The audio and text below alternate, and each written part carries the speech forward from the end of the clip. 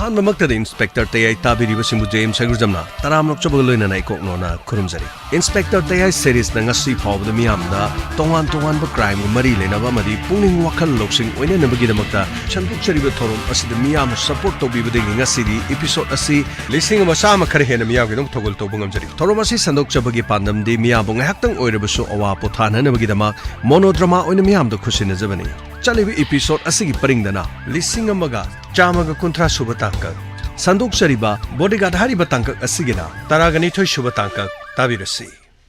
ꯍꯣꯏ ꯂꯥꯎꯅꯦ ꯀꯨꯝꯗꯧꯔꯣꯅꯦ ꯑꯩꯈꯣꯏꯅ ꯅꯣꯏ ꯀꯟꯕꯤꯔꯕꯅꯤ ꯂꯥꯎꯅꯦ ꯑꯁ ꯑꯝꯇ ꯊꯥꯗꯣꯛꯀꯦ ꯁꯤ ꯈꯨꯠꯁꯤ ꯊꯥꯗꯣꯛ ꯁꯦ ꯊꯥꯗꯣꯛꯑꯦ ꯅꯪ ꯌꯥꯝ ꯐꯥꯎꯈꯤꯗꯦ ꯉꯁꯥꯏ ꯅꯪ ꯌꯥꯝ ꯐꯥꯎꯗꯦ 그래 내가 루파 19타 로이다 나 굿가 한개 더 이래 나 굿이 합니다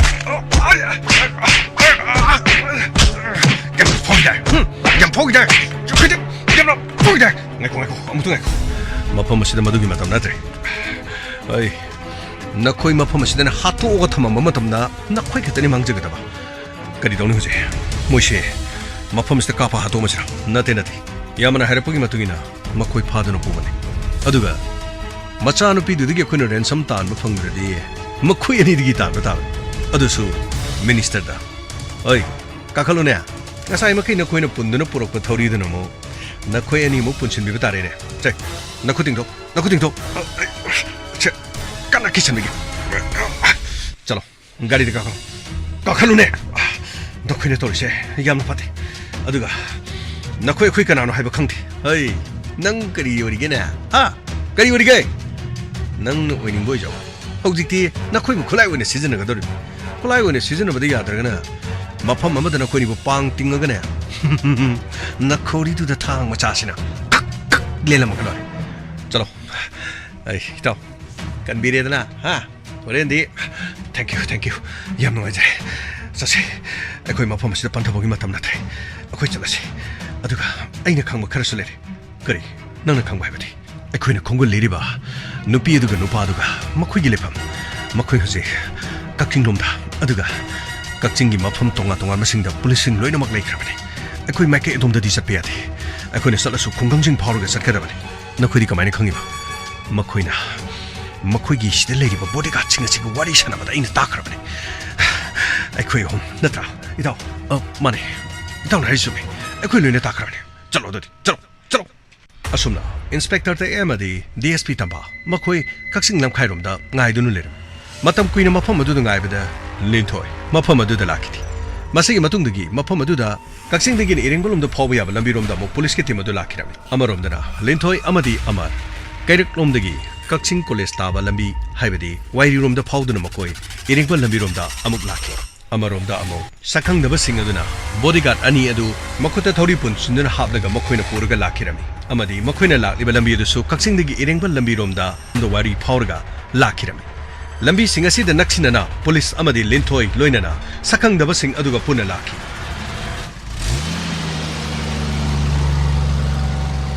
ꯊꯧꯖꯜ ꯈꯔ ꯌꯥꯡꯅ ꯊꯧꯖꯜ ꯃꯈꯣꯏ ꯁꯣꯝ ꯁꯥꯏꯗ ꯁꯣꯏꯗꯅ ꯆꯠꯂꯝꯒꯅꯤ ꯑꯩꯅ ꯈꯪꯕ ꯂꯩꯕꯅꯤ ꯃꯈꯣꯏꯅ ꯉꯥꯡꯅꯕꯗꯣ ꯅꯪꯕꯨ ꯐꯖꯅ ꯇꯥꯕ꯭ꯔꯥ ꯑꯁ ꯑꯩꯈꯣꯏ ꯐꯖꯅ ꯇꯥꯔꯤꯕꯅꯤ ꯀꯩꯅꯣ ꯃꯈꯣꯏꯅ ꯃꯅꯨꯡꯗ ꯉꯥꯡꯅꯕ ꯋꯥꯗꯣ ꯀꯛꯆꯤꯡ ꯂꯝꯈꯥꯏꯗ ꯃꯈꯣꯏ ꯂꯩꯒꯅꯤ ꯍꯥꯏꯕꯅꯤ ꯂꯝꯈꯥꯏꯗꯤ ꯐꯥꯎꯕ ꯁꯨꯡꯌꯥ ꯌꯥꯗꯦ ꯑꯩꯈꯣꯏꯅ ꯐꯥꯎꯕꯁꯤ ꯏꯔꯦꯡꯕꯗꯒꯤ ꯑꯗꯨꯒ ꯏꯔꯦꯡꯕꯗꯒꯤ ꯇꯦꯛꯆꯝꯂꯣꯝ ꯇꯥꯔꯒ ꯇꯦꯛꯆꯝꯗꯒꯤ ꯃꯅꯤꯡꯁꯤꯡ ꯑꯗꯨꯒ ꯇꯦꯟꯊꯥꯔꯣꯝ ꯇꯥꯛꯈꯤꯕ ꯅꯠꯇ꯭ꯔꯒꯅ ꯑꯩꯈꯣꯏ ꯇꯥꯕ ꯌꯥꯕ ꯂꯝꯕꯤꯗꯤ ꯂꯩꯔꯤ ꯇꯦꯛꯆꯝꯂꯣꯝꯗꯒꯤ ꯑꯃꯨꯛ ꯆꯤꯡꯊꯥꯝꯂꯣꯝꯗꯒꯤ ꯁꯝꯔꯥ ꯑꯗꯨꯒ ꯁꯉꯥꯏ ꯌꯨꯝꯐꯝ ꯐꯥꯎꯔꯒ ꯑꯃꯨꯛ ꯑꯩꯈꯣꯏ ꯆꯦꯔꯥꯄꯨꯔꯗꯒꯤ ꯈꯥꯡꯉꯕꯣꯛ ꯑꯗꯨꯒ ꯋꯥꯡꯕꯜꯗꯒꯤ ꯑꯃꯨꯛ ꯈꯌꯦꯜꯂꯕꯨꯛ ꯐꯥꯎꯔꯒ ꯑꯃꯨꯛ ꯁꯔꯥꯡꯄꯥꯠ ꯃꯗꯨꯗꯒꯤ ꯑꯩꯈꯣꯏ ꯇꯣꯉꯥꯟ ꯃꯐꯝꯗ ꯐꯥꯎꯕ ꯌꯥꯏ ꯁꯔꯥꯡꯄꯥꯠꯇꯒꯤꯗꯤ ꯀꯔꯣꯝ ꯐꯥꯎꯒꯗꯕ ꯁꯔꯥꯡꯄꯥꯠꯇꯒꯤꯁꯨ ꯑꯃꯨꯛ ꯍꯟꯅ ꯄꯦꯆꯤꯔꯣꯝꯗ ꯐꯥꯎꯔꯒ ꯑꯃꯨꯛ ꯍꯟꯅ ꯑꯃꯨꯛ ꯑꯩꯈꯣꯏ ꯌꯥꯏꯔꯤꯄꯣꯛꯂꯣꯝꯗ ꯇꯥꯕ ꯌꯥꯕꯒꯤ ꯂꯝꯕꯤꯁꯨ ꯃꯈꯜ ꯂꯩ ꯆꯠꯂꯣ ꯈꯔ ꯌꯥꯡꯅ ꯆꯠꯂꯣ ꯅꯈꯣꯏꯅ ꯇꯧꯔꯤꯕꯁꯦ ꯀꯔꯤꯝꯇ ꯀꯥꯟꯅꯔꯣꯏ ꯅꯈꯣꯏ ꯑꯩꯈꯣꯏꯒꯤ ꯄꯨꯂꯤꯁ ꯂꯩꯕꯗ ꯅꯈꯣꯏ ꯈꯥꯝꯂꯒ ꯆꯪꯖꯕꯅ ꯈ꯭ꯋꯥꯏꯗꯒꯤ ꯐꯅꯤ ꯍꯩ ꯇꯨꯃꯤꯟ ꯂꯩꯌꯨ ꯅꯈꯣꯏꯅ ꯌꯥꯝꯅ ꯑꯐꯕ ꯁꯥꯈꯤꯕꯗꯣ ꯍꯧꯖꯤꯛꯇꯤ ꯑꯩꯈꯣꯏꯅ ꯅꯈꯣꯏꯃꯨꯛ ꯄꯨꯜꯂꯦꯗꯅ ꯑꯗꯨꯕꯨ ꯅꯈꯣꯏꯅ ꯄꯨꯜꯂꯕꯁꯨ ꯅꯈꯣꯏ ꯐꯔꯣꯏ ꯍꯥꯏꯔꯤꯕꯁꯨ ꯍꯩ ꯇꯨꯡ ꯃꯥꯡꯗꯅꯦ ꯅꯈꯣꯏ ꯀꯔꯤ ꯇꯧꯔꯛꯀꯗꯒꯦ ꯈꯜꯂꯨ ꯆꯤꯡꯒꯣꯟꯗꯨꯗ ꯅꯈꯣꯏ ꯀꯥꯞꯊꯣꯛꯑꯒ ꯍꯨꯟꯗꯣꯛꯂꯝꯕ꯭ꯔꯁꯨ ꯈꯪꯗ꯭ꯔꯤꯕꯅꯤ ꯆꯠꯂꯣ ꯊꯧꯖꯜꯂꯣ ꯀꯔꯤꯅꯣ ꯍꯩꯖꯣꯏ ꯀꯨꯃꯥꯔ ꯁꯥꯔ ꯀꯔꯤꯅꯣ ꯁꯥꯔ ꯇꯩ ꯍꯣꯏ ꯇꯨꯡꯗ ꯂꯥꯛꯄꯗꯨꯕꯨ ꯀꯔꯤꯅꯣ ꯁꯨꯡꯂꯥꯛ ꯂꯥꯛꯇ꯭ꯔꯁꯨ ꯀꯔꯤꯅꯣ ꯍꯩ ꯀꯔꯤꯅꯣ ꯑꯝꯇ ꯈꯥꯝꯒꯣꯟ ꯍꯩ ꯐꯅꯤ ꯁꯥꯔ ꯀꯔꯤꯅꯣ ꯍꯩ खामो हाइबो के तो खामी महाचंदान महापाप मसी बुदू बीजी करुन है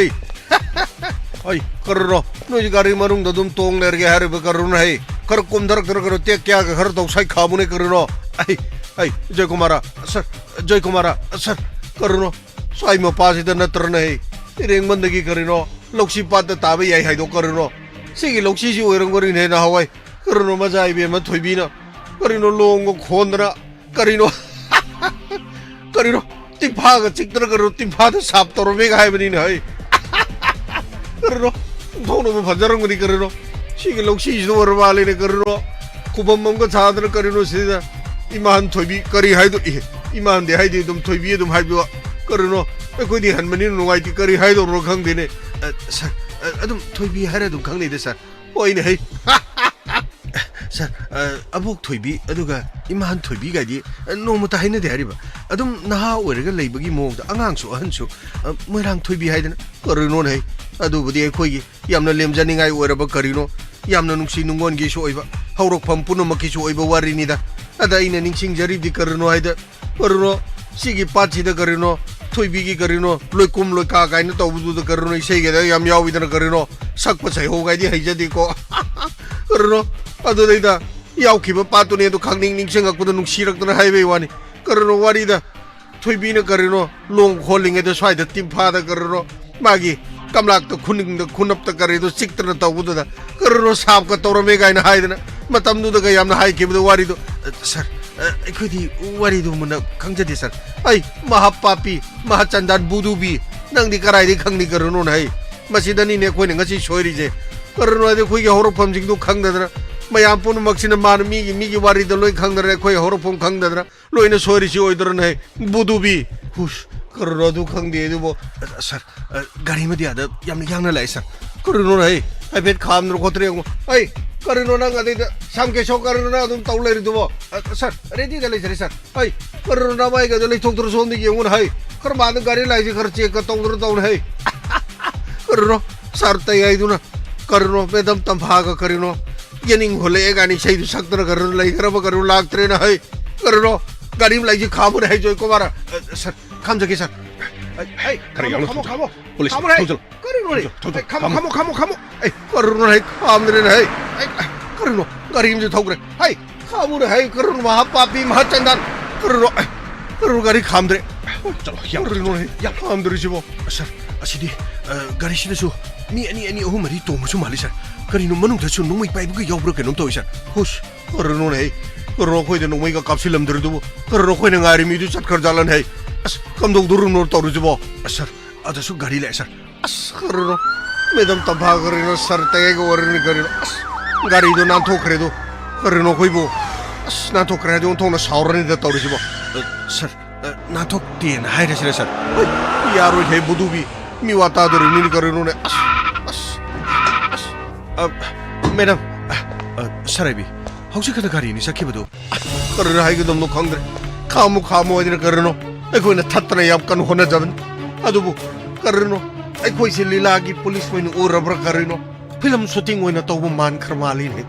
मै करिनो तो खाममदर दुम थौर जखरे करिनो दे करि तौनि तौरिसने तबा हौजे मोइना थौगिबस कुइथि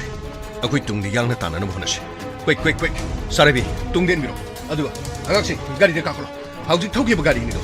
मफम असदगी खामु यादना सके मखोइ सोइदना मकी लिंथोगी मतुंग इनरप कांगुप सोइदन ओरमनि मसिना ताकदे लिंथोई मफम असि फावरगा मखोइ हाना चटख्रे हबनि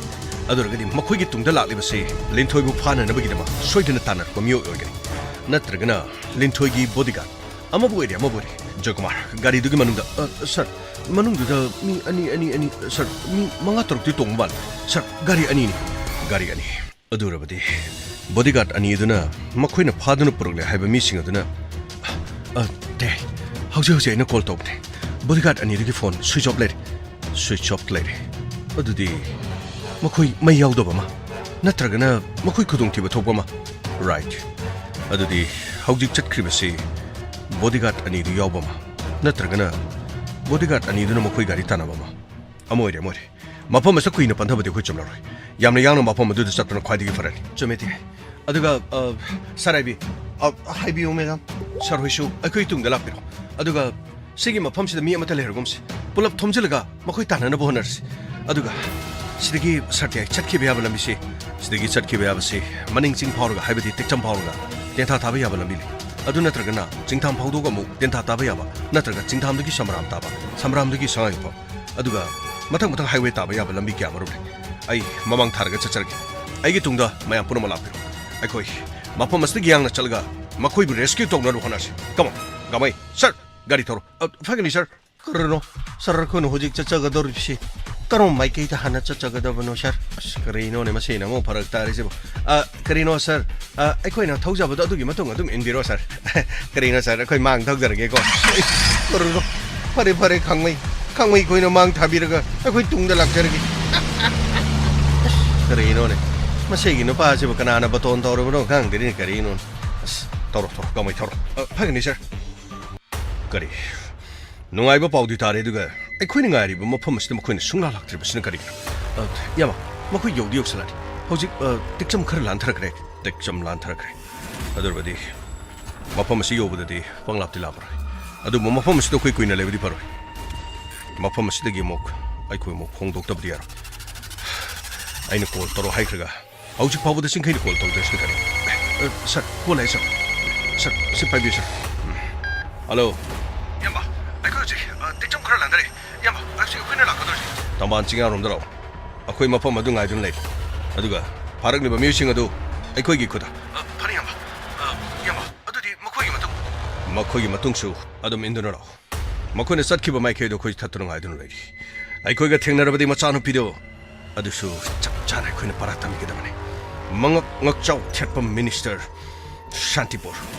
achau bu para ma tamagi khoi gi khudung chabadu machine aikogi bom nongmai manghan ki bapum muksing adu mangi mathak gi phugat kador macha nu pi aikogi khutta tarba adu makyare hauji mahaki huiroi ani shu phadun le ronina makha ta bakari to gadi habi kuyi aduga ai plan sin ki yamba adu de kuyi mafam to dum lakshin jaragi kare yang no mafam se lang no hono aduga makoi kakching long kai de le hai de ne sir makoi kakching long kai de le badan ti lokshi de le ram de sir modu koi khamnam da thoro kare 칸놈드나 토레해봐 아두디 너 코이나 라레 무폼두다 뭐 코이 tung 일럭트로 yamba 뭐 코이 락디 코이니 양나 토럭거디게 코이 특정만인다 락크레 해버시데 뭐 코이 그림다 강문하디 뭐 코이나 칼럼보다 없이 뭐 코이 징탐놈도 나트라가 공조놈도 방도는 거네 나 칼럼보시 어이 그렇 즉처로 나 코이기 뚱다 락고 다르거디 나 코이 만닝 쫄놈도 락노 나 코이 바펠로 팜 파우도가 아무카나 덴타 코이 투오가 짝가다버니 아이나 하리바 플란체 생겨다버니 뭐네 용 파우 파우너가 거리 도거디게 도 양식 아두가 Minister gi machana piriga ai khoi gi khutta tarabadi pom makasi yare lupa crore ama hojingna ai khoi gi khutta ma khoi gi mi ani muktar gadi lupa crore ani gari gumba negotiation na sidi yada batarabadi ma khoi gi mioi ani do hathoka damne oi phani aba ai khoi yoksan jaraga adu ma khanarsi na khoi tungda lagli ba police ke te madu yango maduga 이로인에는 뭐 포머시도 부설로데 그 구동 티브 다그니 파니야마 그 적선이 영절하게 담하게 파니야마 야마 아두디 혹시 뭐 가다바시 뭐 가다바 이거 뭐 거의 득점 난타라래 마닝싱 더만싱아 따라가 뭐 그는 파르기 뭐 미워도 그는 뭐 포마마다 마마이 마밋 분실라가 뭐 포마도 탕거다니 그는 강은 미야데 말함데 그리고 뭐 셀 비브디 야나라버디 뭐 거의 타도키니 타도키면 또 뭐 포머시 뭐 그는 강크라버디 그 뚱도 구동 티그니 아두나 진케기 팀 뭐 포머시 요로라가니 Kalau seksi ngada bani, tungda polis lah kusi. Pani hamba, ceksalo, pani hamba. Untuk kangkis, asa. Aku ni lagi belum bisa. Highway dah dia mata natre. Matang power gelai sibu, lambi sibu keramai nak kang ni bano. Lambi gede, Google Map jauh sini. Sidagi, aina earpiece dah, aina Bluetooth sama nane. Side type sing oide chalo yeta chalo aina hana destination se side gi taba yabse tawal tabalambi ai mafam ste sem krabani aduna dum takpani aduga aina so hana na khra khangbolami sile phajadri one sigi ching sang parings pachi hek maning thangmoda sigi mathangda karino tadosi sigi mathangdagi somda thaman chingasdagi tenthagi toaban haibedo madudagi tagador masigi mafam sidane haika marang kaina na hawai yamna hoi hojik so horom yai na khale ꯃꯐꯝ ꯑꯁꯤꯗ ꯑꯩꯈꯣꯏꯅ ꯆꯥꯅꯔꯤꯕ ꯀꯥꯂꯦꯟ ꯍꯩꯈꯥꯁꯦ ꯃꯁꯤꯗꯤ ꯍꯩꯈꯥ ꯆꯥꯕ ꯒꯥꯏꯗꯅ ꯃꯌꯥꯝ ꯄꯨꯝꯅꯃꯛ ꯆꯠꯅꯔꯝꯃꯤ ꯃꯐꯝ ꯑꯁꯤ ꯅꯤꯡꯊꯤꯖꯅ ꯍꯦꯟꯅ ꯁꯦꯝꯒꯠꯄꯤꯔꯕꯗꯤꯅꯦ ꯃꯤꯌꯥꯝꯒꯤ ꯍꯦꯟꯅ ꯄꯨꯛꯅꯤꯡ ꯆꯤꯡꯁꯤꯟꯐꯝ ꯑꯣꯏꯕ ꯌꯥꯕꯖꯥꯠꯅꯤ ꯂꯝꯕꯤ ꯊꯣꯡ ꯈꯔ ꯐꯖꯅ ꯍꯦꯟꯅ ꯁꯦꯝꯕꯤꯔꯕ ꯑꯗꯨ ꯑꯣꯏꯕ ꯇꯥꯔꯕꯗꯤ ꯃꯃꯥꯡ ꯑꯁꯤꯗꯁꯨ ꯑꯆꯧꯕ ꯄꯥꯠ ꯑꯃꯗꯤ ꯑꯗꯨꯃꯛ ꯂꯩꯔꯤꯕꯅꯤ ꯑꯗꯨꯕꯨ ꯑꯌꯥꯝꯕꯅ ꯍꯧꯖꯤꯛꯀꯥꯟꯗꯤ ꯂꯣꯏꯅ ꯐꯨꯟꯖꯤꯟꯈ꯭ꯔꯒ ꯃꯤꯌꯥꯝꯅ ꯂꯧ ꯎꯁꯤꯟꯅꯈꯤꯕ ꯑꯗꯨꯒ ꯇꯣꯉꯥꯟ ꯇꯣꯉꯥꯟꯕ ꯉꯥꯒꯤ ꯐꯥꯝ ꯂꯩꯅꯔꯤꯕꯁꯤꯡ ꯑꯁꯤꯅꯤ ꯑꯗꯣ ꯍꯧꯖꯤꯛꯀꯤ ꯍꯩꯈꯥꯒꯤ ꯐꯥꯝꯗꯣ ꯆꯪꯉꯨꯁꯤꯔꯥ ꯍꯩꯈꯥ ꯈꯔ ꯆꯥꯔꯨꯁꯤꯔꯕ ꯑꯁ ꯍꯧꯖꯤꯛꯇꯤ ꯍꯩꯈꯥ ꯃꯨꯜ ꯂꯩꯔꯣꯏ ꯍꯩꯈꯥ ꯄꯥꯟꯗꯤ ꯄꯥꯜꯂꯝꯒꯅꯤ ꯈꯔ ꯁꯪꯃꯨꯟꯅꯕ ꯃꯇꯝ ꯍꯥꯏꯇꯥꯔꯦꯅꯦ ꯑꯁ ꯑꯗꯨꯗꯤ ꯅꯣꯡꯃ ꯂꯥꯛꯑꯒ ꯐꯖꯅ ꯌꯦꯡꯕ ꯇꯥꯔꯦꯅꯦ ꯌꯥꯏ ꯅꯣꯡꯃ ꯂꯥꯛꯑꯒ ꯐꯖꯅ ꯌꯦꯡꯕ ꯌꯥꯏ ꯑꯗꯣ ꯂꯤꯟꯊꯣꯏ ꯌꯨꯝꯗꯗꯤ ꯏꯃꯥ ꯄꯥꯕꯨꯡꯅ ꯅꯍꯥꯛꯄꯨ ꯁꯣꯏꯗꯅ ꯎꯅꯤꯡꯂꯝꯒꯅꯤ ꯆꯨꯝꯃꯦ ꯑꯩꯁꯨ ꯏꯃꯥ ꯄꯥꯕꯨꯡꯕꯨ ꯎꯅꯅꯤꯡꯗꯕ ꯅꯠꯇꯦ ꯑꯗꯨꯕꯨ ꯑꯩ ꯃꯈꯣꯏꯒꯤ ꯃꯆꯥꯅꯤ ꯍꯥꯏꯕꯗ ꯑꯩꯅ ꯏꯀꯥꯏꯕ ꯐꯥꯎꯕꯒꯤ ꯑꯩ ꯂꯣꯠꯁꯤꯟꯕ ꯀꯔꯤꯃꯠꯇ ꯂꯩꯇꯦ ꯑꯩꯅ ꯅꯤꯡꯕ ꯑꯩꯒꯤ ꯄꯥꯟꯗꯝ ꯈꯔ ꯂꯩꯕ ꯑꯩꯒꯤ ꯄꯥꯟꯗꯝ ꯑꯁꯤꯗ ꯑꯩ ꯃꯤꯅꯤꯁꯇꯔ ꯁꯥꯟꯇꯤꯄꯨꯔꯒꯤ ꯃꯆꯥꯅꯨꯄꯤꯅꯤ ꯍꯥꯏꯈꯤꯕ ꯃꯇꯝꯗ ꯃꯤꯌꯥꯝꯅ ꯑꯩꯉꯣꯟꯗ ꯌꯦꯡꯒꯗꯕ ꯑꯩ ꯇꯁꯦꯡꯅ ꯍꯥꯏꯔꯕꯗ ꯃꯤꯆꯝ ꯑꯃ ꯑꯣꯏꯅ ꯑꯩ ꯈꯨꯡꯒꯪ ꯀꯌꯥꯗ ꯆꯠꯄ ꯄꯥꯝꯃꯤ ꯑꯗꯨꯕꯨ ꯍꯟꯗꯛꯀꯤꯁꯤꯗꯒꯤ ꯀꯔꯤꯒꯨꯝꯕ ꯃꯥꯏ ꯄꯥꯛꯈ꯭ꯔꯗꯤ ꯄꯥꯕꯨꯡꯅ ꯑꯩꯉꯣꯟꯗ ꯃꯇꯨꯡꯗꯁꯨ ꯁꯄꯣꯔꯠ ꯇꯧꯔꯛꯄ ꯌꯥꯏꯅ ꯈꯜꯂꯤ ꯃꯁꯤꯇꯪ ꯑꯩ ꯑꯃꯨꯛꯇꯪ ꯆꯠꯀꯦ ꯍꯥꯏꯗꯨꯅ ꯑꯩꯅ ꯈꯜꯂꯛꯈꯤꯕꯅꯤ ꯃꯇꯧ ꯀꯔꯝꯅ ꯄꯥꯕꯨꯡꯅ ꯁꯄꯣꯔꯠ ꯇꯧꯔꯛꯀꯗꯣꯔꯤꯅꯣ ꯍꯟꯗꯛꯀꯤꯁꯤꯗꯒꯤ ꯑꯩꯅ ꯃꯪꯂꯤꯕꯁꯦ ꯑꯩꯅ ꯑꯍꯤꯡ ꯇꯨꯝꯗꯕ ꯃꯈꯩ ꯑꯩꯅ ꯊꯦꯡꯅꯔꯛꯄ ꯃꯌꯥꯝ ꯑꯋꯥꯠ ꯑꯄꯥ ꯃꯌꯥꯝ ꯈꯨꯡꯒꯪꯗ ꯊꯦꯡꯅꯔꯤꯕ ꯑꯗꯨꯒ ꯑꯩꯈꯣꯏꯒꯤ ꯁꯍꯔꯗ ꯂꯩꯔꯤꯕ ꯈꯦꯠꯅꯕ ꯃꯌꯥꯝ ꯃꯁꯤ ꯄꯨꯝꯅꯃꯛꯁꯤꯡ ꯑꯁꯤ ꯑꯩ ꯄꯥꯕꯨꯡꯗ ꯄꯨꯝꯅꯃꯛ ꯇꯝꯕ ꯄꯥꯝꯃꯤ ꯑꯗꯨꯒ ꯑꯋꯥꯠ ꯑꯄꯥꯁꯤꯡ ꯑꯁꯦ ꯑꯩ ꯃꯦꯟꯈꯠꯍꯟꯕ ꯄꯥꯝꯃꯤ ꯀꯔꯤꯒꯨꯝꯕ ꯄꯥꯕꯨꯡꯅ ꯌꯥꯕꯤꯗ꯭ꯔꯒꯅ ꯑꯩ ꯁꯣꯏꯗꯅꯃꯛꯀꯤ ꯑꯩꯒꯤꯁꯨ ꯃꯇꯝ ꯑꯃ ꯁꯣꯏꯗꯅ ꯂꯥꯛꯀꯅꯤ ꯅꯍꯥꯛꯀꯤ ꯃꯇꯝ ꯍꯥꯏꯕꯗꯤ ꯊꯦꯡꯂꯕꯁꯨ ꯊꯦꯡꯅ ꯑꯩꯁꯨ ꯃꯤ ꯑꯣꯏꯅꯕꯗꯤ ꯍꯣꯠꯅꯔꯤ ꯑꯩꯅ ꯍꯥꯏꯈꯤꯕ ꯑꯗꯨꯒ ꯑꯩꯅ ꯇꯧꯒꯅꯤ ꯈꯟꯈꯤꯕ ꯃꯐꯝ ꯑꯗꯨꯗꯗꯤ ꯑꯩ ꯁꯣꯏꯗꯅ ꯃꯇꯦꯡ ꯄꯥꯡꯒꯅꯤ ꯈꯜꯂꯤ ꯋꯥꯐꯝ ꯑꯁꯦ ꯏꯃꯥꯗꯁꯨ ꯍꯧꯗꯣꯛꯀꯅꯤ ꯑꯩꯅ ꯊꯥꯖꯕ ꯂꯩ ꯑꯩꯒꯤ ꯑꯅꯤꯡꯕ ꯑꯄꯥꯝꯕ ꯄꯨꯝꯅꯃꯛ ꯄꯥꯕꯨꯡꯅ ꯁꯣꯏꯗꯅ ꯊꯨꯡꯍꯟꯒꯅꯤ ꯍꯥꯏꯅ ꯑꯩꯒꯤ ꯄꯥꯕꯨꯡ ꯈꯛꯇꯅ ꯁꯅꯥ ꯂꯩꯄꯥꯛ ꯃꯅꯤꯄꯨꯔ ꯆꯨꯝꯊꯣꯛꯄꯗꯤ ꯉꯝꯃꯣꯏ ꯑꯗꯨꯕꯨ ꯑꯩꯉꯣꯟꯗꯒꯤ ꯍꯧꯔꯒ ꯑꯩꯒꯤ ꯄꯥꯕꯨꯡꯗꯒꯤ ꯍꯧꯔꯒ ꯑꯋꯥꯠ ꯑꯄꯥꯁꯤꯡ ꯑꯁꯤ ꯑꯁꯨꯝꯅ ꯃꯇꯦꯡ ꯄꯥꯡꯗꯨꯅ ꯈꯨꯗꯣꯡꯆꯥꯗ꯭ꯔꯕ ꯈꯨꯟꯖꯥꯁꯤꯡ ꯑꯁꯤꯒꯤ ꯃꯇꯦꯡ ꯄꯥꯡꯈ꯭ꯔꯕꯗꯤ ꯁꯣꯏꯗꯅ ꯂꯩꯍꯧꯔꯤꯕꯁꯤꯡꯁꯨ ꯂꯝꯗꯝꯅꯔꯛꯄ ꯌꯥꯏ ꯃꯈꯣꯏꯅ ꯂꯝꯗꯝꯅꯔꯛꯇ꯭ꯔꯕꯁꯨ ꯑꯩꯈꯣꯏꯅ ꯎꯔꯤꯕ ꯑꯋꯥꯠ ꯑꯄꯥ ꯈꯔ ꯃꯈꯩꯗꯤ ꯑꯩ ꯃꯇꯝ ꯄꯨꯝꯅꯃꯛꯇ ꯃꯦꯟꯈꯠꯅꯕꯒꯤ ꯍꯣꯠꯅꯒꯅꯤ ꯌꯥꯝꯅ ꯐꯩ ꯂꯦꯟꯊꯣꯏ ꯑꯗꯨꯒ ꯃꯈꯥ ꯇꯥꯔꯛꯄꯗꯗꯤ ꯍꯣꯏ ꯍꯟꯗꯛꯀꯤꯁꯦ ꯃꯥꯏ ꯄꯥꯛꯈ꯭ꯔꯒꯗꯤ ꯃꯇꯨꯡ ꯇꯥꯔꯛꯄꯗ ꯅꯍꯥꯛꯀꯤ ꯃꯤꯁꯟ ꯑꯁꯤꯗ ꯆꯠꯂꯨ ꯍꯥꯏꯗꯨꯅ ꯄꯥꯕꯨꯡꯅ ꯁꯤꯟꯅꯔꯛꯄꯁꯦ ꯍꯣꯏ ꯃꯇꯝ ꯑꯗꯨꯗꯗꯤ ꯑꯩ ꯕꯣꯗꯤꯒꯥꯔꯗꯀ ꯆꯠꯃꯤꯟꯅꯕꯗꯤ ꯑꯩ ꯄꯥꯝꯗꯦ ꯀꯔꯤꯒꯤꯅꯣ ꯕꯣꯗꯤꯒꯥꯔꯗꯇ ꯅꯍꯥꯛꯅ ꯑꯁꯨꯛ ꯌꯥꯝꯅ ꯍꯪꯒꯣꯏꯔꯤꯁꯤ ꯀꯔꯤꯒꯤꯅꯣ ꯑꯩ ꯃꯈꯣꯏꯒꯤ ꯑꯣꯚꯔ ꯑꯦꯛꯇꯤꯡ ꯑꯩ ꯌꯥꯝꯅ ꯅꯨꯡꯉꯥꯏꯇꯦ ꯀꯣꯠ ꯑꯃꯃꯝ ꯂꯤꯠꯂꯒ ꯅꯣꯡꯃꯩ ꯌꯦꯞꯂꯕꯅꯤ ꯀꯥꯏꯅ ꯑꯅꯧ ꯑꯃꯨꯕ ꯑꯃꯃꯝꯒ ꯃꯈꯣꯏꯅ ꯇꯧꯔꯤꯕ ꯃꯔꯝꯗꯣ ꯆꯥꯎꯈꯠꯄ ꯂꯩꯕꯥꯛꯁꯤꯡꯗꯒ ꯇꯧꯕꯗꯨꯗꯤ ꯌꯥꯝꯅ ꯐꯩ ꯑꯩ ꯁꯤꯗꯗꯤ ꯑꯗꯨꯒꯨꯝꯕꯗꯣ ꯑꯩ ꯀꯔꯤꯝꯇ ꯄꯥꯝꯗꯦ ꯑꯩꯉꯣꯟꯗ ꯕꯣꯗꯤꯒꯥꯔꯗ ꯄꯤꯕ ꯍꯥꯏꯕꯁꯤ ꯇꯁꯦꯡꯅ ꯍꯥꯏꯕꯗ ꯑꯩ ꯃꯔꯥꯜ ꯂꯩꯔꯦ ꯍꯥꯏꯕꯒ ꯆꯞ ꯃꯥꯟꯅꯩ ꯑꯩꯅ ꯅꯣꯡꯃꯩ ꯄꯥꯏꯕ ꯍꯥꯏꯕꯁꯦ ꯑꯩ ꯀꯅꯥꯒꯨꯝꯕ ꯑꯃꯗ ꯂꯥꯜꯂꯨꯔꯦ ꯅꯠꯇ꯭ꯔꯒ ꯑꯩ ꯃꯔꯥꯜ ꯂꯩꯔꯦ ꯅꯠꯇ꯭ꯔꯒ ꯑꯩ ꯁꯤꯕ ꯀꯤ ꯍꯥꯏꯕꯒ ꯆꯞ ꯃꯥꯟꯅꯗ꯭ꯔꯅꯤ ꯑꯆꯨꯝꯕꯅꯤ ꯏꯁꯥꯅ ꯏꯁꯥꯕꯨ ꯗꯤꯐꯦꯟ ꯇꯧꯕ ꯉꯝꯗꯕ ꯉꯥꯛꯊꯣꯛꯄ ꯉꯝꯗꯕ ꯑꯗꯨꯕꯨ ꯂꯤꯟꯊꯣꯏ ꯕꯣꯗꯤꯒꯥꯔꯗ ꯍꯥꯏꯕꯁꯤ ꯃꯤꯑꯣꯏꯕꯒꯤ ꯄꯨꯟꯁꯤꯕꯨ ꯀꯟꯅꯅꯕ ꯍꯥꯏꯕꯗꯤ ꯀꯅꯥꯒꯨꯝꯕ ꯃꯤꯑꯣꯏ ꯃꯤꯁꯛ ꯑꯗꯨ ꯃꯤꯌꯥꯝꯒꯤꯗꯃꯛ ꯑꯣꯏꯔꯕ ꯂꯟ ꯑꯗꯨꯒ ꯃꯍꯥꯛ ꯃꯁꯥꯗꯤ ꯍꯤꯡꯁꯥꯗꯤ ꯇꯧꯖꯅꯤꯡꯗꯕ ꯑꯗꯨꯕꯨ ꯃꯍꯥꯛꯀꯤ ꯄꯨꯟꯁꯤꯗ ꯀꯅꯥꯒꯨꯝꯕ ꯈꯔꯅꯗꯤ ꯁꯤꯡꯅꯕ ꯂꯩꯕ ꯃꯁꯥ ꯉꯥꯛꯊꯣꯛꯆꯅꯅꯕꯒꯤꯗꯃꯛ ꯃꯍꯥꯛꯀꯤ ꯄꯨꯟꯁꯤ ꯇꯦꯛꯇ ꯀꯥꯏꯗꯅꯅꯕꯒꯤꯗꯃꯛ ꯕꯣꯗꯤꯒꯥꯔꯗ ꯁꯤꯖꯤꯟꯅꯕꯗꯤ ꯀꯔꯤꯁꯨ ꯀꯥꯏꯕꯗꯤ ꯂꯩꯇꯦ ꯍꯣꯏ ꯑꯃꯔ ꯆꯨꯝꯃꯦꯕ ꯑꯗꯨꯕꯨ ꯑꯩꯗꯤ ꯕꯣꯗꯤꯒꯥꯔꯗꯅ ꯉꯥꯛꯑꯒ ꯍꯤꯡꯕꯗꯨꯗꯤ ꯑꯩꯗꯤ ꯄꯥꯝꯗꯦ ꯑꯁꯦꯡꯕꯅꯤ ꯑꯩꯗꯤ ꯕꯣꯗꯤꯒꯥꯔꯗ ꯁꯨꯡꯌꯥꯎ ꯌꯥꯎꯗꯅ ꯏꯁꯥ ꯏꯊꯟꯇ ꯅꯍꯥꯛ ꯊꯦꯡꯅꯔꯤꯕꯁꯤꯗꯤ ꯅꯍꯥꯛꯁꯨ ꯃꯔꯨꯞ ꯑꯃꯅꯤ ꯑꯗꯨꯒ ꯑꯩꯒꯤ ꯄꯨꯟꯁꯤꯕꯨ ꯀꯟꯕꯤꯕꯅꯤꯅ ꯑꯗꯨꯗꯤ ꯑꯩꯁꯨ ꯕꯣꯗꯤꯒꯥꯔꯗꯅꯤ ꯀꯥꯏꯅ ꯍꯥꯏꯔꯛꯀꯗꯣꯔꯤꯅꯣ ꯀꯔꯤꯅꯣ ꯅꯣꯡ ꯆꯨꯁꯜꯂꯦꯅ ꯀꯃꯥꯏꯅ ꯇꯧꯅꯤ ꯇꯧꯔꯤꯁꯤꯗꯤ ꯂꯥꯛꯑꯣ ꯂꯥꯛꯑꯣ ꯀꯗꯥꯏꯗꯅꯣ ꯑꯁꯤꯗ ꯁꯪ ꯃꯆꯥ ꯑꯃ ꯂꯩꯔꯦ ꯍꯣꯏ ꯑꯁ ꯀꯔꯤꯅꯣ ꯌꯥꯝꯅ ꯐꯔꯛ ꯇꯥꯅ ꯅꯣꯡꯁꯤꯕꯨ ꯌꯥꯅꯤ ꯒꯥꯔꯤꯁꯦ ꯁꯤꯗꯩ ꯑꯗꯨꯝ ꯉꯥꯁꯜꯂꯝꯃꯁꯦ ꯂꯥꯛꯑꯣ ꯀꯥꯈꯠꯁꯤ ꯂꯥꯛꯑꯣ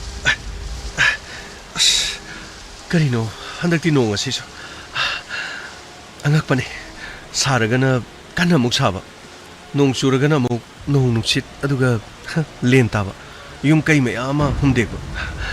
ꯑꯉꯛꯄꯅꯤ ꯃꯍꯧꯁꯥ ꯂꯥꯏꯔꯦꯝꯕꯤ ꯅꯪꯅ ꯇꯧꯔꯤꯕꯁꯦ ꯃꯁꯤꯁꯨ ꯈꯣꯡꯆꯠ ꯑꯃꯅꯤ ꯇꯥꯏꯕꯪ ꯃꯤꯑꯣꯏꯕꯒꯤ ꯄꯨꯟꯁꯤꯗꯁꯨ ꯑꯋꯥꯕ ꯑꯅꯥꯕ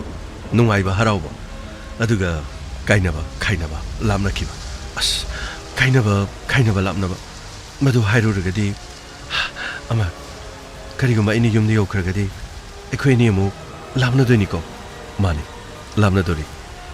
ꯑꯁꯨꯝ ꯂꯥꯞꯅꯈꯤꯕꯁꯨ ꯀꯅꯥꯅ ꯈꯪꯕ ꯑꯃ ꯀꯔꯤꯒꯨꯝꯕ ꯌꯨꯝ ꯌꯧꯈ꯭ꯔꯁꯨ ꯅꯍꯥꯛꯀꯤ ꯅꯝꯕꯔ ꯑꯩꯅ ꯂꯧꯔꯤꯗꯨꯗꯤ ꯑꯗꯨꯒ ꯑꯩ ꯀꯣꯜ ꯇꯧꯔꯛꯀꯅꯤ ꯍꯣꯏ ꯀꯔꯤꯁꯨ ꯀꯥꯏꯕ ꯂꯩꯇꯦ ꯀꯣꯜ ꯇꯧꯗꯨꯅ ꯋꯥꯔꯤ ꯁꯥꯟꯅꯕ ꯑꯗꯣ ꯑꯃ ngasi noma nini khongchatse amarom da khaluradi yamna nuksiko kaubung ngamlaroi khongchatase asumna nangai ga thenagane haibadi aisu khaluti aisu kari mata khaluti aduga sumaina nupa amaga aiga chatminaba aduga aikoi gi tungda mina tanaraba mi sing adubu tak tak tak nangna phuba aduga makoi gi khotagi aibu kanmiraga asumna mathang mathang lakpa gaise ꯑꯩꯒꯤ ꯄꯨꯟꯁꯤꯗ ꯑꯃꯨꯛꯇ ꯊꯣꯛꯈꯤꯗ꯭ꯔꯤ ꯈꯜꯂꯨꯔꯕꯗꯤ ꯐꯤꯂꯝꯒ ꯃꯥꯟꯖꯥꯅꯤ ꯑꯃꯔꯣꯝꯗ ꯌꯥꯝꯅꯁꯨ ꯀꯤꯕ ꯐꯥꯎ ꯑꯃꯔꯣꯝꯗ ꯌꯥꯝꯅ ꯅꯨꯡꯉꯥꯏꯕꯁꯨ ꯐꯥꯎ ꯑꯗꯣ ꯅꯍꯥꯟꯅꯗꯤ ꯑꯩꯒꯤ ꯄꯨꯟꯁꯤꯕꯨ ꯉꯥꯛꯊꯣꯛꯄꯤꯗꯨꯅ ꯐꯠꯇ꯭ꯔꯕ ꯃꯈꯣꯏꯒꯤ ꯃꯈꯨꯠꯇꯒꯤ ꯀꯌꯥꯔꯛ ꯍꯟꯅ ꯑꯗꯨꯝ ꯀꯟꯕꯤꯔꯦ ꯑꯗꯣ ꯑꯩꯅꯗꯤ ꯀꯔꯤꯅ ꯂꯃꯟ ꯁꯤꯡꯒꯅꯤ ꯂꯃꯟꯒꯤꯗꯃꯛꯇ ꯑꯩ ꯃꯇꯦꯡ ꯄꯥꯡꯈꯤꯕ ꯀꯔꯤꯁꯨ ꯂꯩꯇꯦ ꯑꯩ ꯃꯤꯑꯣꯏꯕ ꯑꯃꯅ ꯃꯤꯑꯣꯏꯕꯒꯤꯗꯃꯛ ꯃꯇꯦꯡ ꯄꯥꯡꯈꯤꯕ ꯑꯗꯨ ꯈꯛꯇꯅꯤ ꯂꯤꯟꯊꯣꯏ ꯃꯇꯝ ꯄꯨꯝꯅꯃꯛꯇ ꯅꯍꯥꯛꯅ ꯅꯤꯡꯂꯤꯕ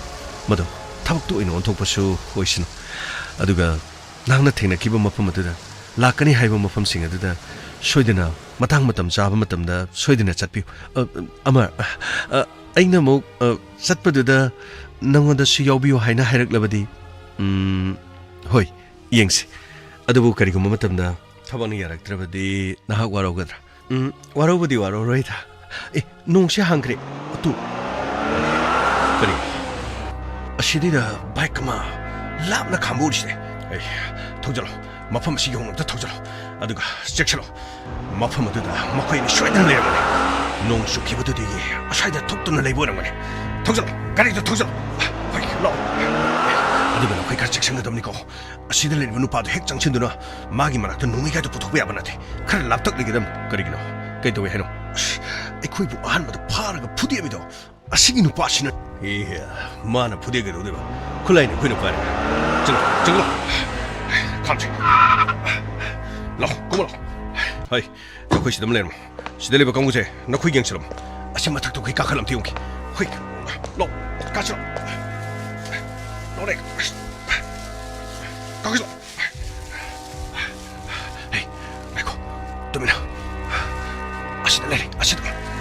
ꯂꯤꯟꯊꯣꯏ ꯉꯥꯏꯈꯣ ꯑꯩꯈꯣꯏꯒꯤ ꯑꯁꯤꯒꯤ ꯃꯅꯥꯛꯇ ꯒꯥꯔꯤ ꯑꯃꯨꯕ ꯈꯥꯝꯂꯦ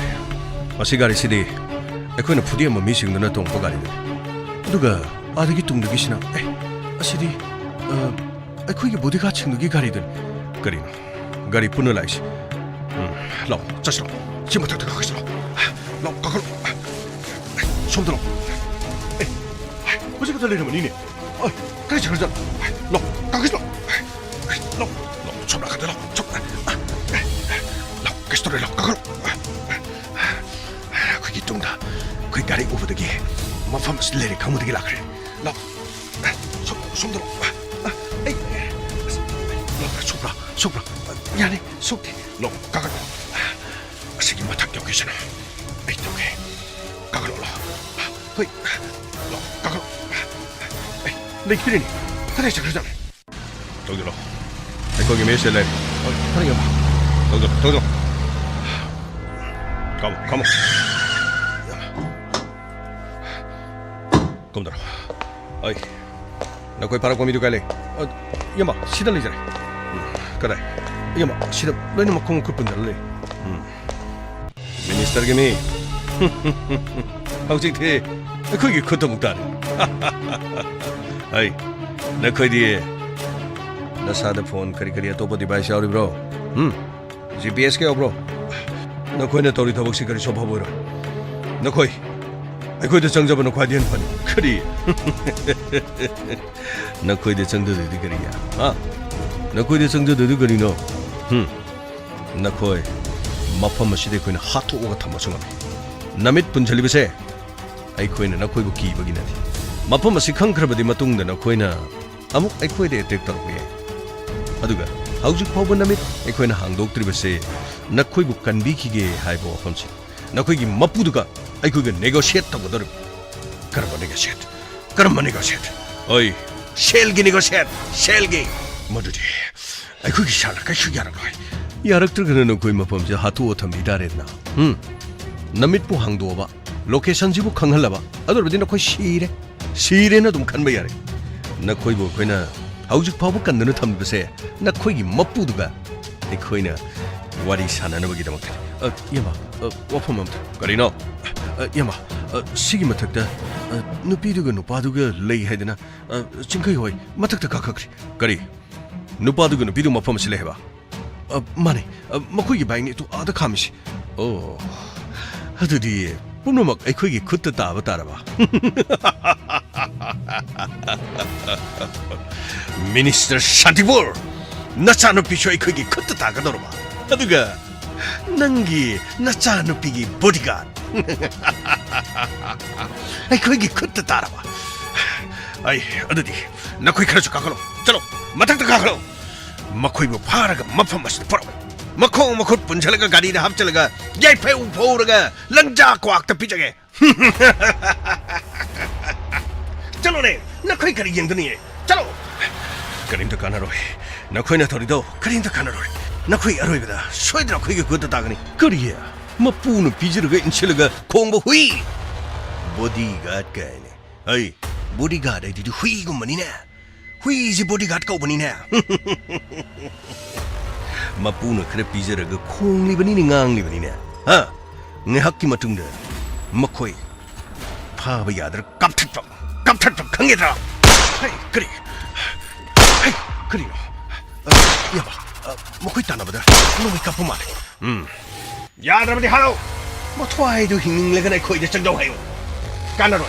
뭐 코이데 강하고 힝레버디 아이 코이데 정정하요 야마 하우지 목이 마특득 가까이거든 찍마 돈이 오크라 말해 여기서는 시달레리 버싱어시 제너폰처럼 마코이기 가리시 아이코이나 좀 보기 버디는 거야 가리시기 만행이 넘버 플래시 록토 마두가 징칠란 토기스 마파마마다 마코모크 분칠가 아맘마까 아마다 탐나가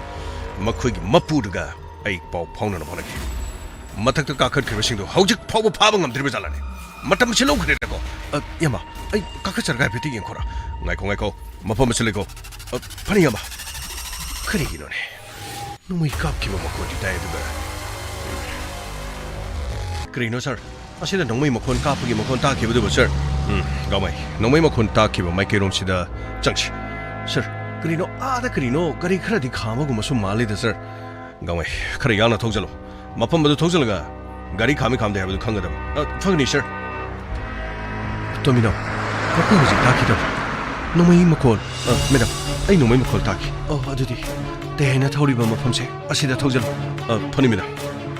그러라이 조금만 너무 까빠고 그런 말이네 그러노 그 그런 만인데 답나 더욱나 파도를 잘라나 하이 그러노 깝나 봐 호른 하우다 호르글라디 아이디 이샤시 그러노 빠컷빠기 나밤 레이브니 난 강이동아이 그러노 서 아두부디 강제 서 너무 깝나 보기만 콘 헥타바가 서디 빡타르가 좀 레이자바니 서 서디 너무 깝나 보시야나 하이 그러노 얌나 빵더비 와나 티나 하이 그러노 이샤 비비 레이브기 굴리 마참 카 그러노 아육도 짜자부도 아두나 컨트롤 감잡다 하이타르니고 그러노 모이노 호렌 욕신 키바가 아기 탐바노이 까리고 하우리바마 팜치까르로 빡트르가 야르디 타로이 자람도 군니 아브르 이행치 그러노 카페이치 뜨르목도 뜨르르 강디네 자 아무 미와다는 인자 아이 파기 동니네 마합잔단 무두비 통네 하이 그러노 역나버기 그다버 그리 아이 아이비 망강 나틴 해 그러노 역나버가 람바 빠두르니 그러노 하이 파기 더분이네 마파피 하이 부두비 후시 통네 하이 사나디 타로이 콘지에나 하이브드다 서 나하목 수카라 위르버기 마망도 서 너무 깝나버니네 깝나라가 라북도 빡털레르가 서 사나 타로이 콘드나모 아두가 이퇴 돌아가 깍페이직 뭐 이런 것도 서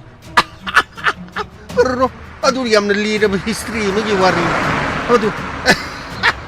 가시디 투얼로 이양나버 싱람바 파레 헤르가 그러노 ibu thau pauna gi pacha masu darana lani karno omna maksing adu maite gi thauna adu uthoga loire karno nai ai kare ai gi 9mm sida karno eke dongno kaino phar kapal loire karno ai thau jalo karno yekna balamba pasi karno ki mi na tin hai Ay, 통절루네 마찬단 마하빠비 무두비 따르르 통절루네 조이코마라 아이 조이코마라 통절루네 뭐 마하빠비 아이 무두비 파니샷 로 숨들어 그리노 먹기나 그게 뚱더 따라라가 너희가 갑레이브도 그리나 너희가 로쿠도 끼라브라 기박이다디 발라디 시로이드라 아이 이사다 반보르버디 페 그리고마 쿠동티드나 낭원다 발라버디 아도 해베야디 발라 로 시기마 탁시디 요렇게잖아 ngasaidi ngambagi kabado wabagi wane sidagi di plane 오르버니나 시기 콩랑 머름 시달레시 아두가 아이 해라게 낭노 시달레요 낭 우버디기 먹고이 정실라까네 먹고이는 정실라빠가 아이 낭기 나락다 좀 양나라게 먹고이는 목 파르가 목 부크라디 그것이 떨어해 아이 여래 아이고다 타죠 낭 시달레요 아두가 낭 다이렉 오한베야데 낭기 시기 부릿 마시제 시가 그 당시에서 많이 오할로 아두기 마통덕이 먹고이는 핵 우버가 낭 레이레 하이드는 정실라까네 낭 나사 다이렉 오한가로 그리고 먹고이는 오메네 깎으도리 칼라바데 아이에도 바까 마포마시드기 정실라까네 그리고 또 와가노 아이암나 기에 말 먹고이네 이건다 노메네 깎라바데 그리시 도리 이건다 타죠 시 플리즈 시들레요세 호이 토토 라이 먹고이 시들레 그다이시 표자노네 혹시그도 쏴이들 리키버리다 나 거기 기드는 놀라브로 톨로네 그리시 또 비로이다 너 거기다 그리시 소갈로이다 너 거기시 머니 묵다 아니해 히라 머니 묵다 다이먼이네 다이먼 그리나 먹고이다 녹드나 거리시 봐 에이브 우러봐 살아 쏴이들이 이낭난을 내는 거니세 홍랍랍니 잘라모 어이 잘라모 이렇게 좀 쏴이시들 내는 거니 어이 헤로 사보 톨로네 너 sak도 어떻게 얘기를 해 너는 거기 미가 부가이드는 팅가이드는 거 거리노 털이는 거 불레다네 거기 여리 톨로네 사파바 여리 사파바 어이 라오네 사파바 내 약당말 이 영어 또 Kanano malot le ugi marum da lolido ay koy na ujade ko hay ma karino a umarum da loli sibo as karino yengo tamda as hay ma kudanga do ude ko karino mukhai den le to adele di singo me lolga to ri sibo ko to ri singo adu yare karino nang asi ta farga lori ken as no si musu selin hay ma karino no si suri mi to ri sibo 아들들 롤리도 우디고 정천지 농지 묵주처래 야 타도 스케이노 타도 제 타도 게이노 너희는 이게 굿 빨리 게이노 타도 제 타도 헤마 히사비 나이니 까리노 마이디 그 타래 이시고 에이 너는 또 이행게 더 보니 아이는 비싸도 만들어 나시대 그이 굿다래더라 난 파워이 되냐 아 나게 뒤에 그게 쓰기 이따 혹시 리피바 뭐 거기가 지는 거기 헤로드는 부대이다 너 헤로드가 저거야 너 헤로드가 저렇게 헤로 보디가드 보디가드 넘버 1 그래 저렇게 기드는 놀아버는 해 로 사슬로 까나다 마하고 뭐 아이 그 티드는 레르금스 아두부 마품 마시되기 그는 파기 칼리브 미에시디 파르버니니 야레나 로 사슬로 타도 보세 타도 아무튼 아이코 히로 잉아 농렉시다 타벌 오이는 얼레로 헥터 삿 라우나 레퍼가 거의 망치들 레퍼이 와네 나시디는 마이엑션을 강건몇 달에 타도 그리기 타도되고 아이는 할시네 타도 어두이 더러디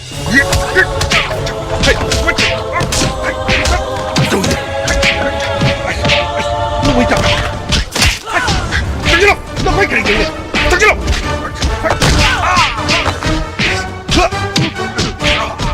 저기다 그리 너 떨리시 제이시나 나 고가시다 어머 부들어 그러기 너 ꯀꯟꯅ ꯁꯨꯝ ꯐꯨꯔꯤꯁꯤꯕꯣ ꯍꯧꯔꯣ hero 잡아 hero 잡아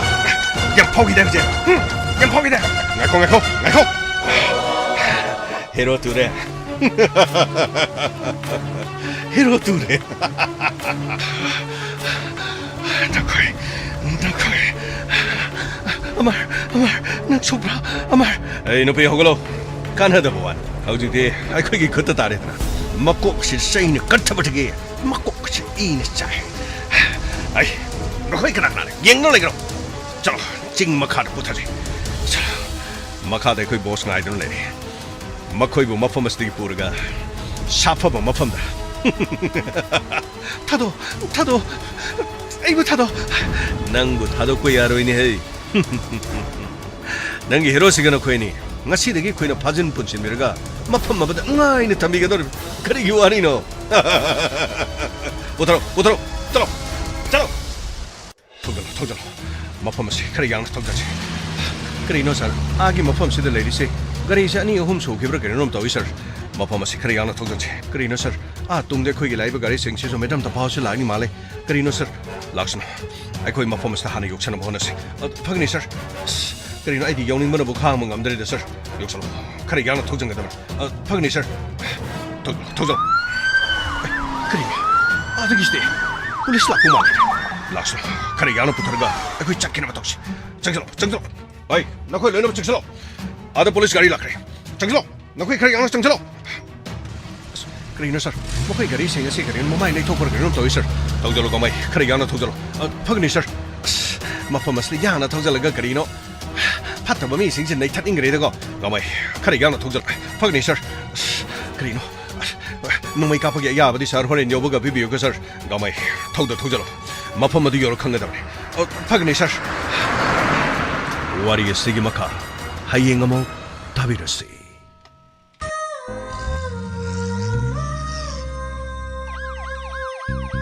Luckily,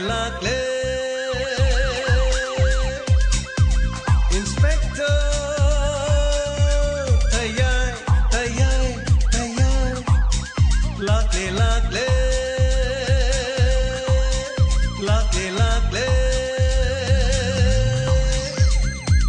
Inspector, tayay, uthanaba.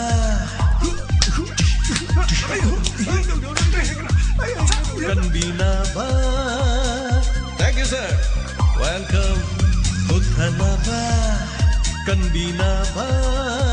Inspector. Tayay.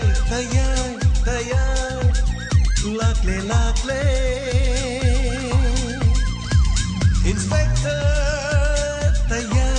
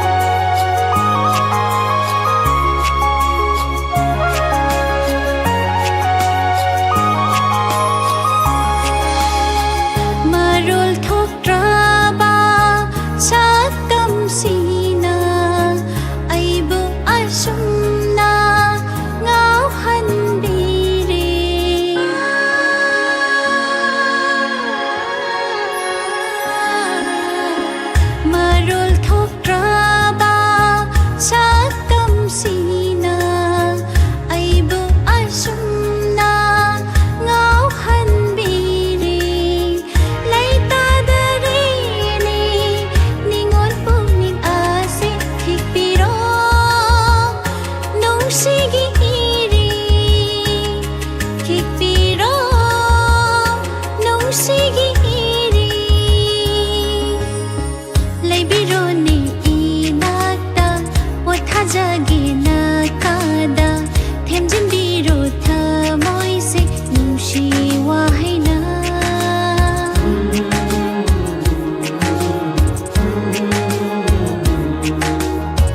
이낙다다 ꯂꯩꯍꯟꯅꯤꯡꯉꯤ ꯅꯨꯡꯁꯤꯕ ꯅꯪꯕꯨ 이mit배나 ꯌꯦꯡꯖꯅꯤꯡꯉꯤ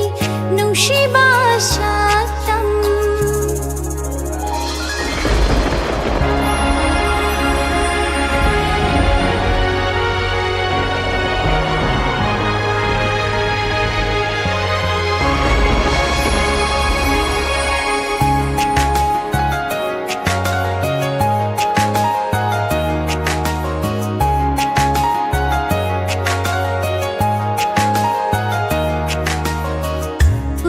부사택두나 ngaijarakpa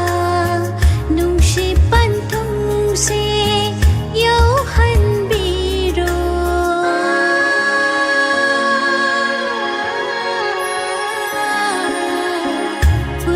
부사택두나 ngaijarakpa nungsipan thungse yauhanbiro ngayamdareni nungsiba nangbu leplaro inaksida leplaro inaksida leibirone inakta pothajage nakada themjinbiro thamoise nungsi wahaina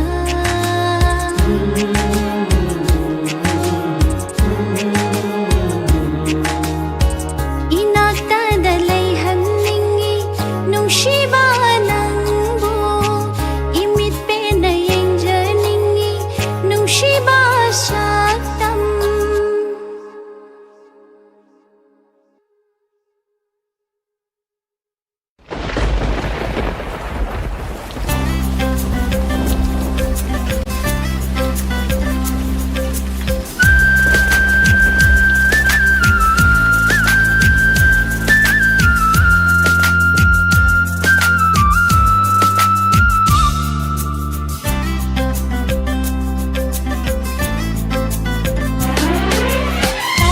따디가놈 낭니 쏟리바 합장 갈리니 따디가놈 소낭니 쏟리바 합장 갈리니 쏟라로 쏟라로 쏟라로 ngairiba nangbu kaina sotlaro sotlaro sotlaro ngairiba nangbu kaina 왕이번이 어디야곰 낭나 땡루바나 추라키 아이쇼 이사우토기 타모이라 바로 마시디 이사우세 이사우토기 타모이라 바로 마시디 이사우세 땡루바나 추라키 아이쇼 왕이번이 어디야곰 낭나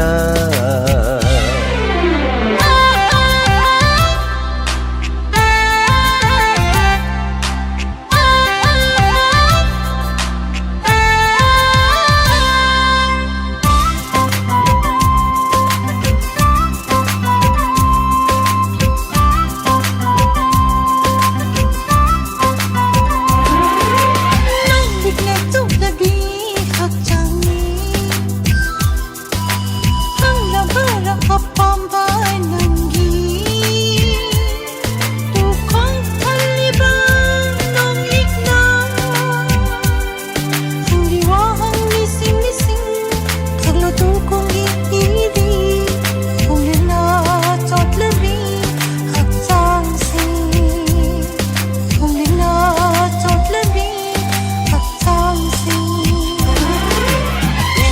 Laisana Theng Tanawi Kuchuda Khang Phang Khang De Thamoy Lep Khinu Nong Su Thamoy Inon Karakle Inglaba Laisana Theng Bada Iunusina aibu Hongdaba Mi Phamni Aisu Tandava pamini aisi Tanawi Uri Gom Nangna Hariba nungsi nangi Totli ba hakcha aini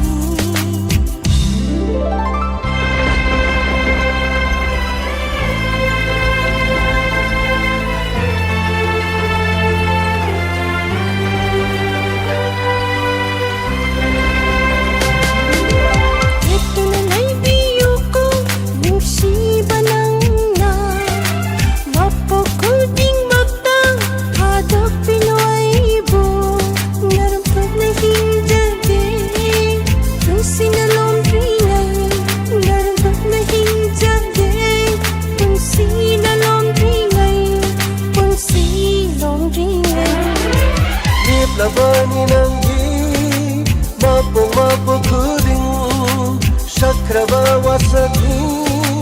Hong Laroy Kamu Nangna Aigi Thawaini Thajabiyo Nangna Aibu Paukhum Pirage Wahang Kayagi Paukhum Pirage Wahang Kayagi Hariba nungso nangi Totli ba hakcha aini Wang Libani Atiyagom Nangna Englubana Churaki Aisho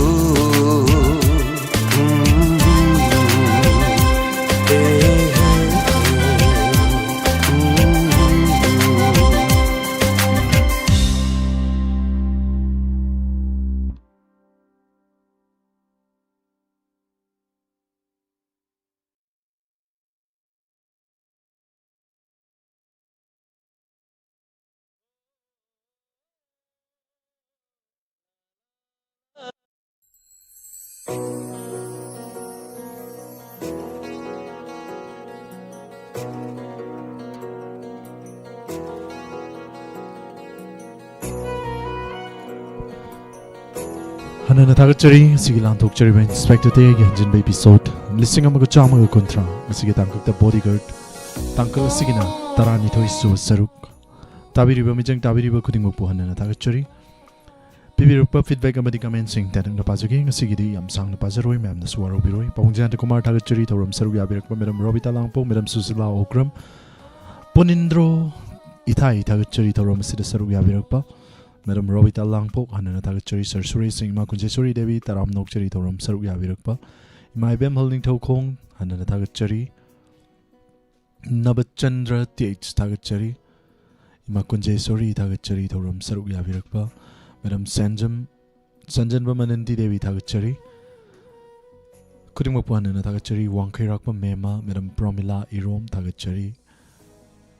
Maresori Takal Changbam, Madam Susila Okram Tagachari Thoram Saruk Yavirak Liba Kudingbak.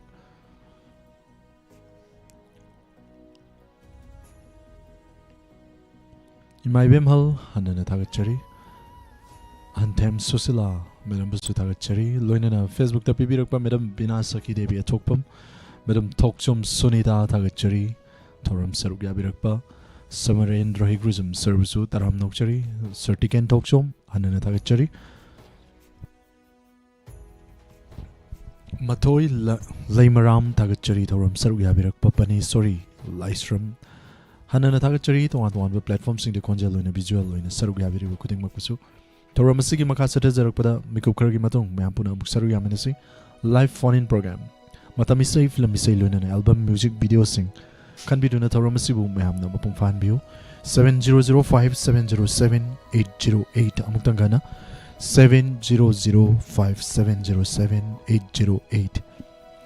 सिजनजरीबा स्टूडियोगी नंबरनी number सिदा call तौबिदुना ताबिनिंगबा इसै खनबिदुना थोरम सरुग याबियो अमुका नपुमना उपु सुरजित कमंचाना खुरुमजरी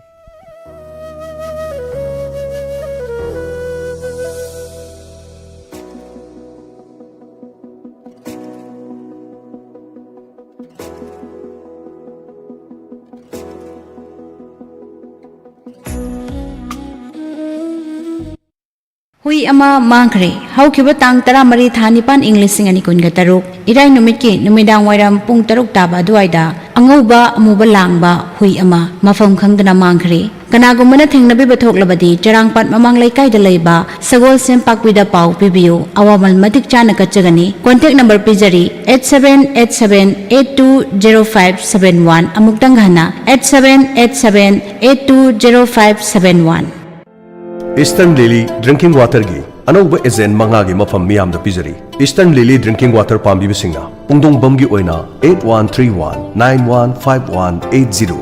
लेटेंग इंटरप्राइजेस पुंगदोंग बमदगी फंगबिगनी अनि शुभ एजेंट ना water wall Kanchipur Imphal west mobile number 7005256034 अहम शुभदा खोंगा